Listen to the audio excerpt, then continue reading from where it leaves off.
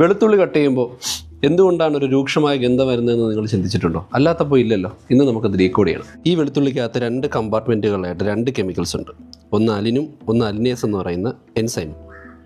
നമ്മളിത് അരിയുമ്പോൾ ഇതിൻ്റെ 2 കമ്പാർട്ട്മെൻറ്റിലായിട്ടിരിക്കുന്ന അലിനും അലിനേസോടെ ചേർന്ന് അലിസ്റ്റീൻ എന്ന് പറയുന്ന ഒരു കെമിക്കലുണ്ട്. ഈ കെമിക്കൽ രൂക്ഷമായിട്ടുള്ള റിയാക്ഷൻ്റെ ഫലമായിട്ടാണ് ഉണ്ടാകുന്നത്. അതിൻ്റെ റിസൾട്ട് എന്താ? സ്വാഭാവികമായിട്ടും ഇതിൻ്റെ സ്മെല്ല് എല്ലാവർക്കും അങ്ങനെ സഹിക്കാൻ പറ്റില്ല. ഈ അലിനേസും അലിനൂടെ കട്ടാവുമ്പോഴാണ് ഇവയ്ക്കിടയിൽ അലിസീൻ എന്ന് പറയുന്ന കോമ്പൗണ്ട് ഉണ്ടാകുന്നത്. ഇത് ഏകദേശം 6 മുതൽ 60 സെക്കൻഡുകൾക്കുള്ളിലാണ് ഫോം ചെയ്യുക. ഈ അലിനേസ് അലിനിനെ അലീൽ സൾഫീനിക് ആസിഡും അതിനുശേഷം അമോണിയയും പൈറുവേറ്റും ആക്കി മാറ്റും. ഈ ഉണ്ടായി വരുന്ന 2 അലീൽ സൾഫീനിക് ആസിഡ് പെട്ടെന്ന് കൂടിച്ചേർന്ന് വെള്ളത്തിൽ ഡ്രോപ്പ് ചെയ്തിട്ട് 1 മോളിക്യൂൾ ഓഫ് അലീസീനായി മാറുന്നതാണ് ഇതിൻ്റെ പ്രധാനപ്പെട്ട ഒരു റിയാക്ഷൻ എന്ന് പറയുന്നത്.